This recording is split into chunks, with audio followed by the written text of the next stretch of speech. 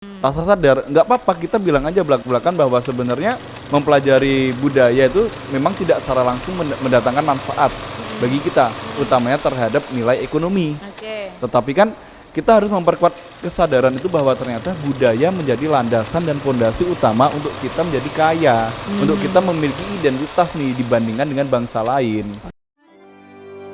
Yang disebut tunjuk ajar ialah menunjuk yang elok, mengajar kepada yang benar, mendidik kepada yang baik.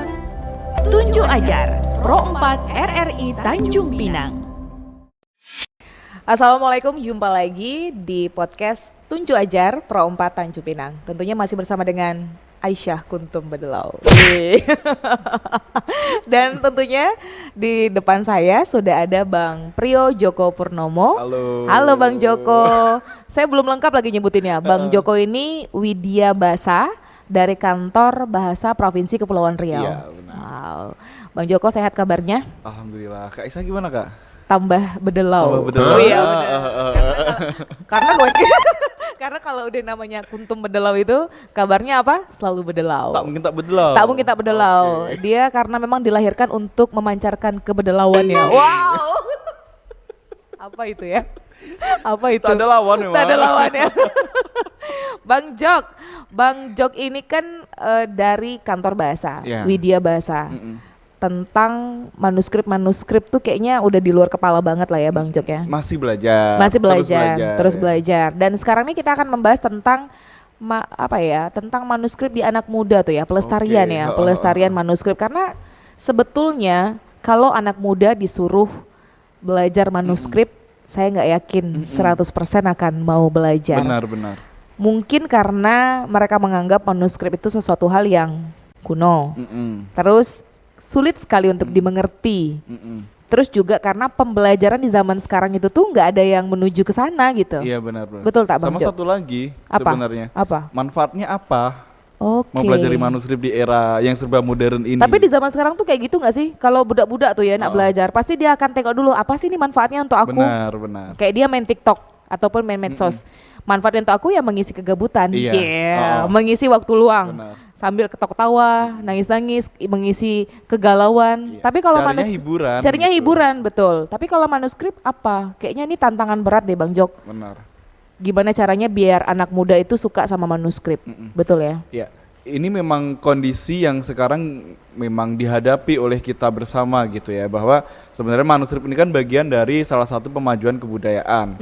Nah, tantangannya adalah anak-anak muda sekarang, anak-anak generasi Z ya, Gen Z sekarang, ini ada kecenderungan sudah tidak mau mempelajari hal yang berkaitan dengan budaya, khususnya manuskrip gitu. Karena itu tadi dianggapnya usang, dianggapnya kuno, dianggapnya kurang penting gitu, dan kurang bernilai lah gitu.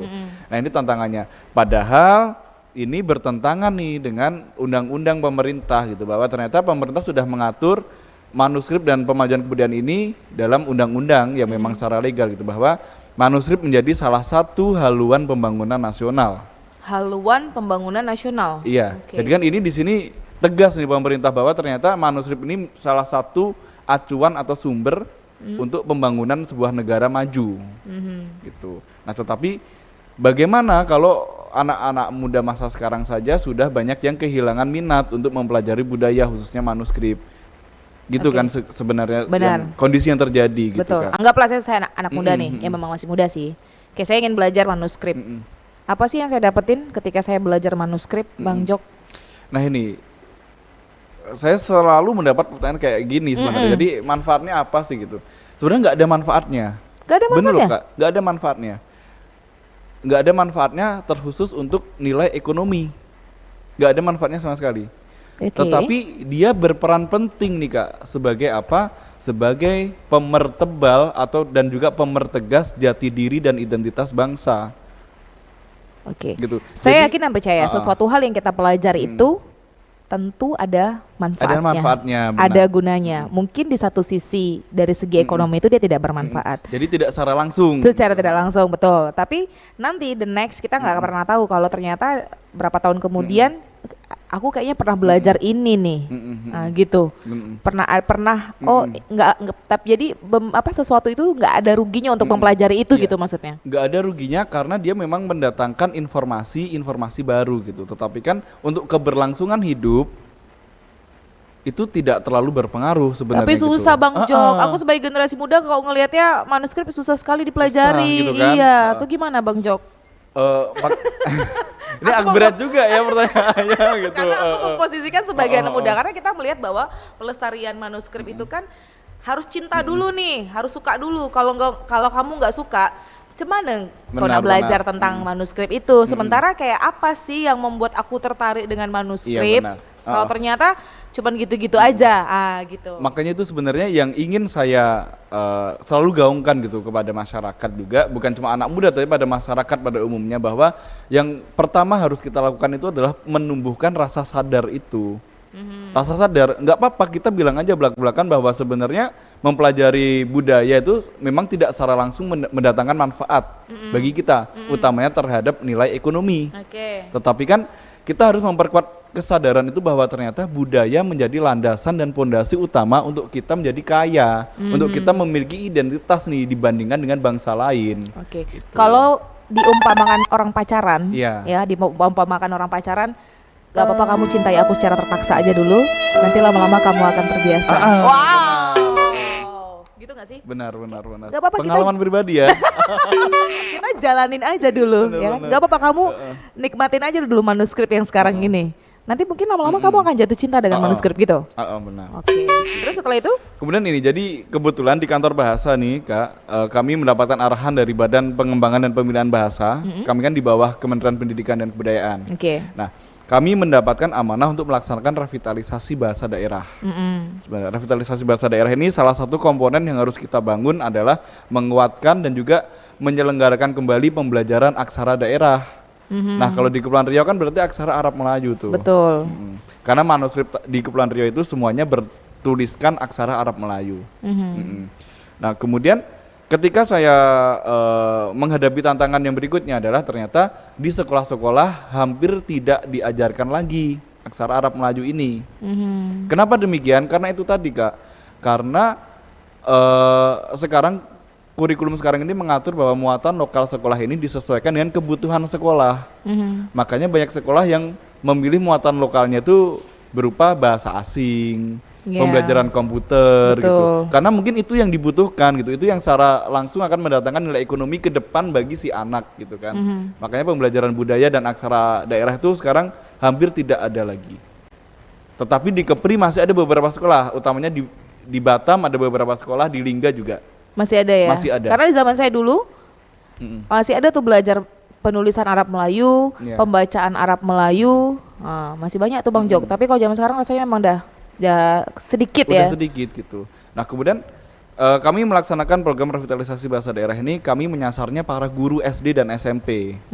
Nah, para guru SD dan SMP yang kami berikan program ini, mereka kami datangkan narasumber yang memang di bidangnya, maestro budaya di bidangnya, kemudian mereka memiliki kewajiban untuk mengimbaskan kepada guru di lingkungan sekolahnya dan juga anak-anak peserta didik di sekolah itu.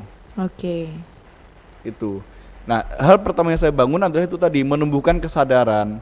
Oke lah, memang misalkan aksara Arab Melayu itu tidak dianggap penting gitu dibandingkan dengan misalnya bidang teknologi atau bahasa-bahasa asing gitu. Tetapi kami minta tolong ini untuk tetap disampaikan kepada siswa sebagai pemerkaya pengetahuan, kemudian menanamkan rasa cinta terhadap bangsanya sendiri. Betul. Itu tadi. Nah, itu respon mereka macam mana tuh Bang Jok? Kalau guru-guru responnya sangat bagus Kak. Mereka semacam nostalgia ketika kita berikan pelajaran Arab Melayu pula, itu. Pasti di orang tuh zaman kecil belajar itu juga kan. Iya. Tapi budak-budak yang baru tengok Arab Melayu tuh pening tak kepala di orang tengok Arab gundul tuh ya? Pening, tetapi mereka tertarik? Iya, kayak tertantang gitu, ada challengingnya gitu.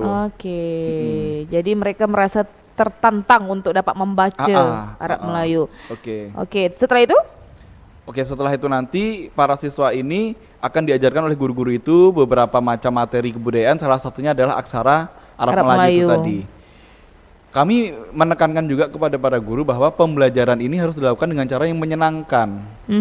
Misalnya bisa dengan cara sambil bernyanyi, sambil bermain dan lain sebagainya. Iya juga. Jadi agar menarik minat siswa dahulu nih gitu. Karena kalau siswa nggak tertarik, udah nggak minat di awal, kesannya kaku, akhirnya dia bosen dan terpaksa dan nggak akan mau mempelajari lebih dalam gitu. Iya, secara soft menarik perhatian budak-budak. Gitu. Oke, baik. Jadi program revitalisasi bahasa daerah ini sebenarnya bisa dilakukan dengan beberapa pendekatan dan metode. Apa saja Bang Jok? Ada pendekatan yang berbasisnya lingkungan sekolah, ada berbasis keluarga, sama berbasis komunitas. Nah, yang kantor bahasa laksanakan sekarang adalah berbasis lingkungan sekolah itu tadi. Karena kita nyasarnya ke sekolah-sekolah dan kita titipkan materi itu kepada para guru. Kalau di Tanjung Pinang sendiri ada tak Bang Jok komunitas yang memang bergerak untuk mengajak orang belajar tentang Arab Melayu? Iya. Awalnya tidak ada. Awalnya tidak ada. Kemudian saya datanglah ke Tanjung Pinang. Oke. Ini cerita awalnya. Duduk datanglah Bang Joko. Datang ke Tanjung Pinang, saya tengok. Kejap. Saya minum dulu. Minum dulu. Minum ya kayak. Oke. Ini perjalanan jauh kan? Perjalanan jauh dari Jawa, dari Jawa. Dari Jawa jauh. Minum dulu. Saya lepaskan ketawa dulu. Nanti saya tuh sembur pula nih Bang Joko. Bahaya. Alhamdulillah nikmat betul. Maklum lah, tamu datang jauh dari Jawa. Nah ikut komunitas Arab Melayu. Oke. Datang nih Bang Datang ke Joko. Tanjung Pinang. Oke, datang. Karena saya bekerja di tugasan di kantor bahasa Kepri. Oh Bang Joko dari luar ya?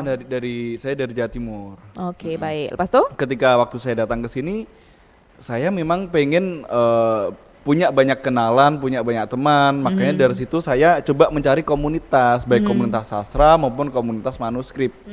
Karena bagi saya nggak mungkin dong ini nggak ada komunitas yang menggiati manuskrip, karena Kepulauan Riau ini kan gudangnya manuskrip gitu kan Kak.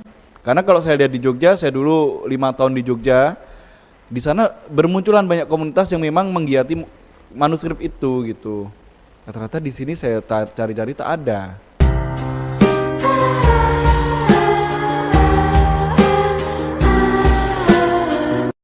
Jadi itulah yang menggerakkan hati Bang Joko untuk membuat komunitas.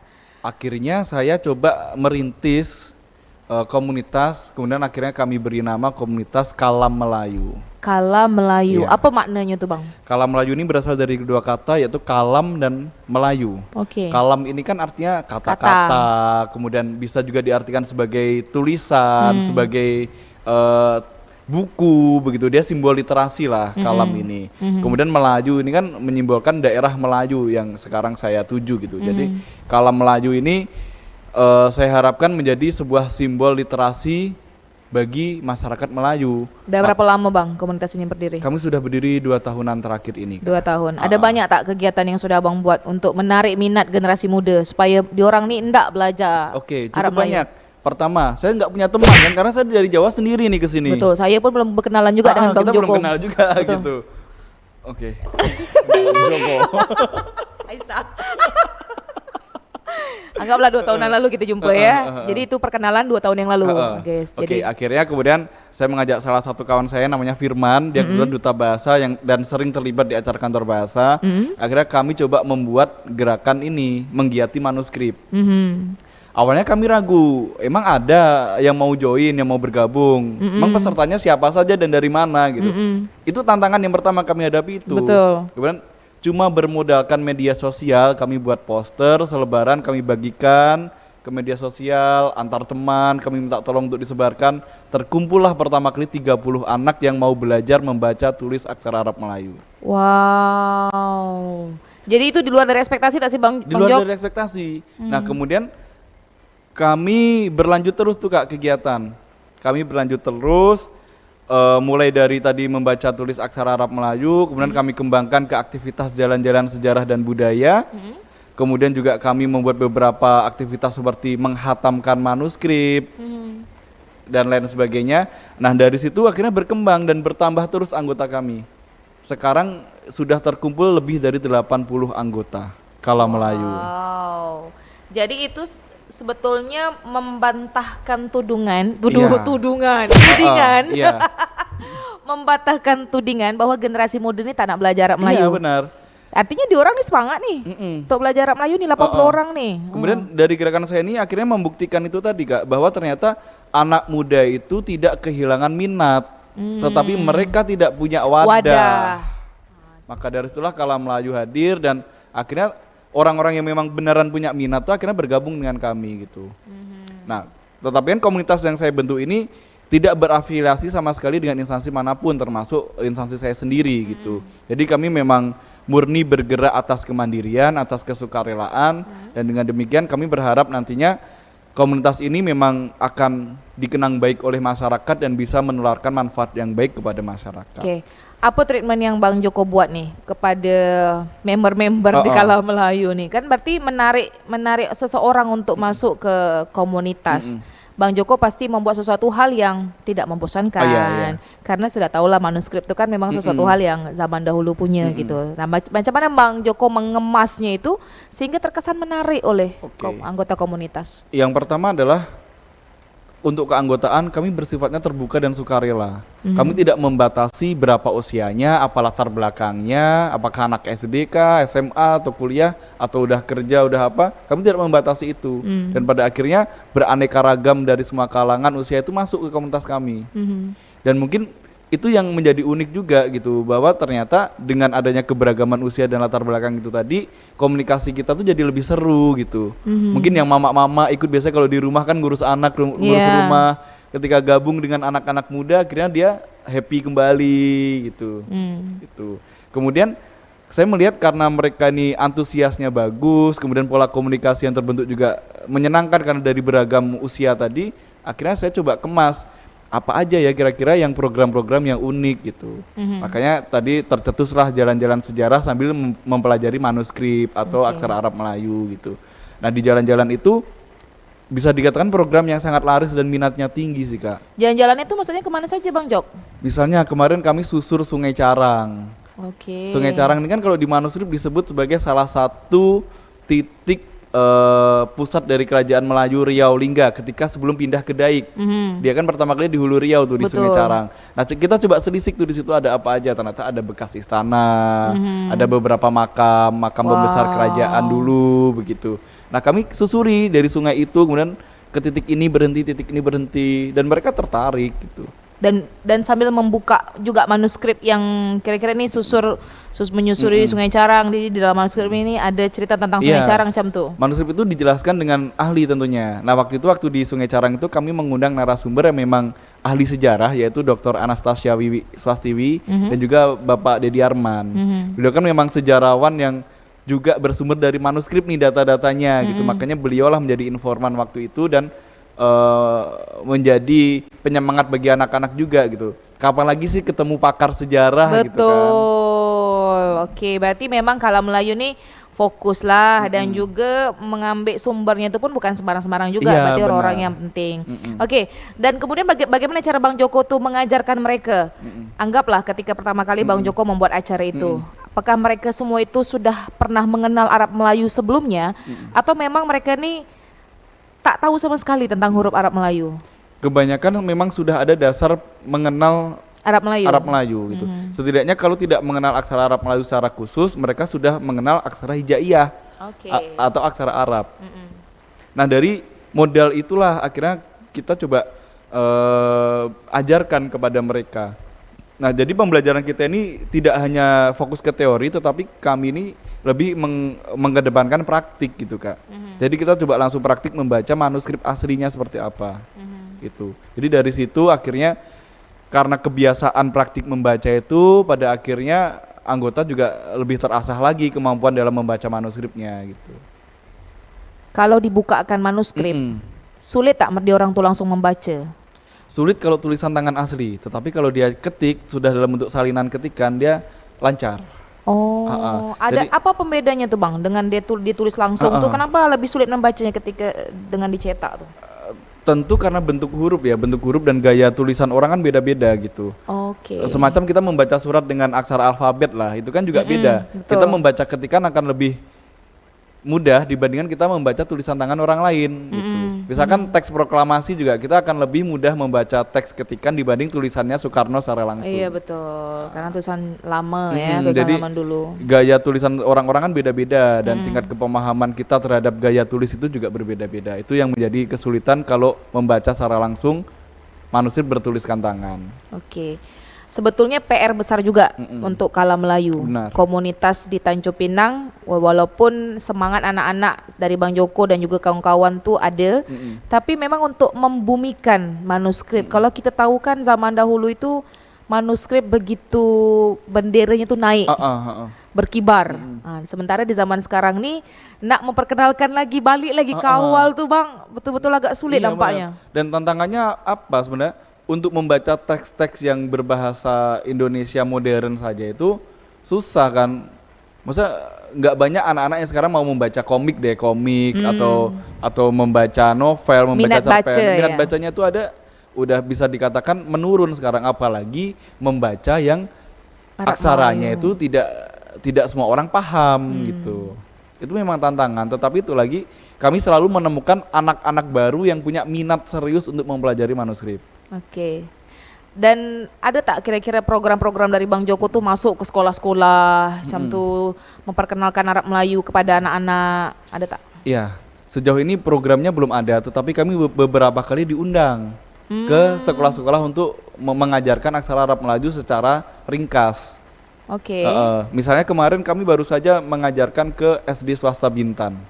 Oh, anak-anak SD ya? Iya, nah SD swasta Bintan ini uniknya apa? Mayoritas peserta didiknya itu adalah beretnis Tionghoa. Oke. Etnis Tionghoa artinya apa? Mereka tidak punya modal pemahaman aksara hijaiyah. Tapi macam mana pula tuh dia orang nak belajar tentang Arab Melayu kalau dia orang sementara etnis Tionghoa macam tuh? Nah, tapi saya senangnya apa Kak? Mereka ini daya tangkapnya ternyata cepat sekali. Jadi kami coba ajarkan mulai dari bagaimana cara menyoretkan huruf dari kanan ke kiri, dari atas ke bawah. Itu kami ajarkan dari situ. Mereka tidak terbiasa menulis dari kanan ke kiri, itu tak terbiasa. Oke. Tapi kami coba melatihkan mereka, kemudian mengenalkan aksara-aksaranya. Kita coba menyusun satu kata dengan aksara Arab Melayu. Misalnya contohnya kemarin kata raja. Bagaimana sih kalau raja berarti ada ro, alif, jim, alif gitu-gitu. Raja. Nah, karena mereka ini masih awam terhadap aksara Arab, aksara hijaiyah gitu. Karena kan aksara hijaiyah dia sifatnya disambung ya. Nah, mereka ini kami belum mengajarkan sampai ke penyambungan kata, penyambungan aksara itu tadi. Kami coba ajarkan mereka perejaan. Jadi mereka cocokkan tuh kalau nulis raja tuh R seperti apa, A seperti apa, J seperti apa, A seperti apa gitu. Dicocokkan tanpa disambung dulu. Nah, tetapi kalau mereka sudah terbiasa nih menuliskan huruf per huruf tanpa disambung, saya rasa lama-lama akan terasa gitu, dan ini nggak butuh waktu lama kok untuk memperkenalkan mereka untuk bisa menyambung kata itu. Oke. Menurut Bang Joko apa yang harus dilakukan oleh pemerintah ataupun siapa sajalah pemangku kepentingan supaya sadar bahwa manuskrip ini merupakan salah satu aset berharga yang dimiliki oleh kita di tanah Melayu ini, sehingga semuanya sadar bahwa sebetulnya kita memiliki manuskrip ini. Macam tuh. Yang jelas pemerintah Provinsi Kepulauan Riau harus segera menerbitkan perda. Karena tanpa perda, eksistensi dari manuskrip ini ya begitu-begitu saja. Dia tidak akan diajarkan ke sekolah, akan dilupakan dan sebagainya. Tetapi kalau sudah ada perda, dia sebagai payung hukum yang kuat nih, eksistensi dari manuskrip dan Arab Melayu ini akan semakin naik.